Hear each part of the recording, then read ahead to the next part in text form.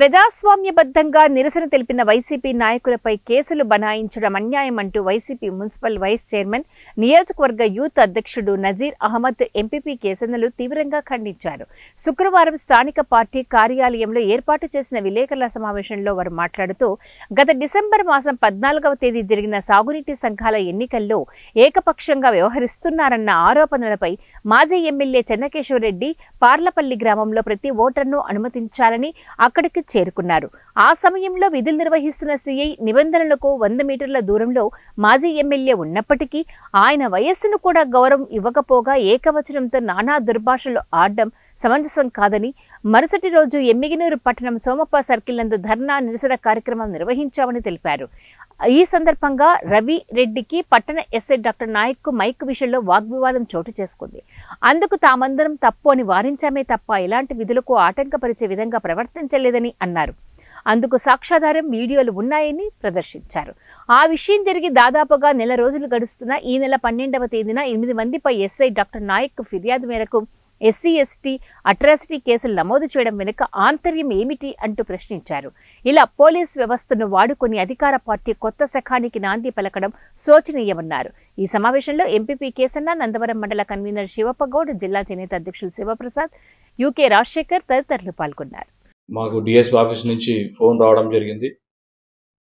మీరు డిఎస్పీ ఆఫీస్కి రావాలి అని 8 పేర్లు వాళ్ళు చెప్పి, మీరందరూ డిఎస్పీ ఆఫీస్కి రావాలి, మీ పైన కేసు నమోదైంది, దయచేసి మీరు డిఎస్పీ ఆఫీస్కి రావాలని చెప్పి వాళ్ళు పోలీసు వారికి తెలియజేయగా, వారి మాట గౌరవించి మేము 8 మంది, A1గా రవికుమార్ రెడ్డి, A2గా యూకే రాజశేఖర్ గారు, A3గా బనవాసి బసిరెడ్డి గారు, A4గా D Nazir Ahmed municipal vice chairman నేను, A5గా సునీల్ కుమార్ గారు, A6గా నందవరం మండల కన్వీనర్ శివప్పగౌడ్ గారిని, అలాగే A7గా సోగనూరు భీమరెడ్డి గారిని, A8గా మన ఎమ్నూరు మండల ఎంపీపీ కేశన్న గారిని మేము ఈ విధంగా కేసు ఫైల్ చేయడం జరిగింది. కాబట్టి మీరందరూ వచ్చి మీ ఆధార్ కార్డులతో తీసుకొని వచ్చి మీరు నోటీస్ తీసుకొని వెళ్ళవలసిందిగా, విచారణకు హాజరై నోటీస్ తీసుకొని వెళ్ళవలసిందిగా వాళ్ళు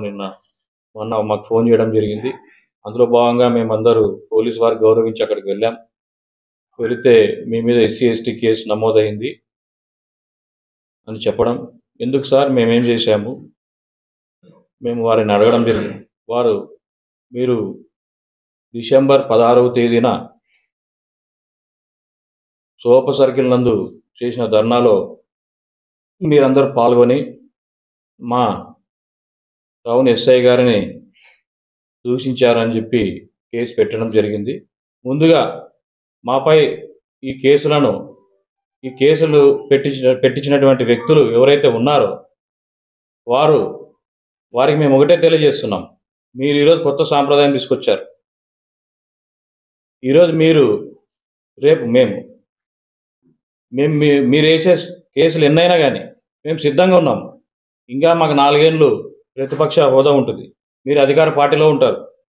ఎన్ని కేసులు పెట్టుకుంటారో పెట్టుకోండి, ఎంతమందిని వేధిస్తారో వేధించుకోండి, కానీ మేము భయపడం. మా పార్టీ వైఎస్ఆర్ కాంగ్రెస్ పార్టీ, మా నాయకుడు వైఎస్ జగన్మోహన్ రెడ్డి. కాబట్టి మా వైఎస్ జగన్మోహన్ రెడ్డి గారు ఎన్నో కేసులకు భయపడలేదు. 16 నెలలు జైల్లో ఉన్న వ్యక్తి వైఎస్ జగన్మోహన్ రెడ్డి. అలాంటి వ్యక్తికి అప్పుడు జరిగిన అన్యాయానికి ఆయన సీఎం అయ్యారు. అదేవిధంగా ఆయన కార్యకర్తలుగా మెలుగుతున్నటువంటి మేము, మాపై వస్తున్నటువంటి ఈ కేసులు, ఆయన నుంచి మాకు మీరు పెట్టే ఈ కేసులు ఎన్నైనా మేము భరిస్తాం అని మీకు తెలియజేస్తున్నాం. మేము ఆయన అడుగుతున్నాం, ఎమ్మెల్యే గారిని. గతంలో వాళ్ళ తండ్రి స్వర్గీయ బివి మోహన్ రెడ్డి గారు ఎమ్మెల్యే అయ్యారు, మంత్రి అయ్యారు, ఎంతో చక్కగా అభివృద్ధి కార్యక్రమాలు చేశారు, ఎమ్నూరు డెవలప్మెంట్ చేశారు.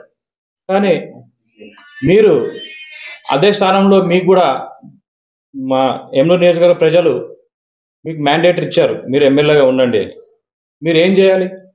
మీరు ఒక ఎమ్మెల్యేగా మేము మీకు ఎన్నుకున్నాం, మా ప్రజలు ఎన్నుకున్నారంటే మీరు ఏం చేయాలి? అభివృద్ధి కార్యక్రమాలు చేయాలి, మీరు ఇచ్చిన హామీలు నెరవేర్చుకోవాలి.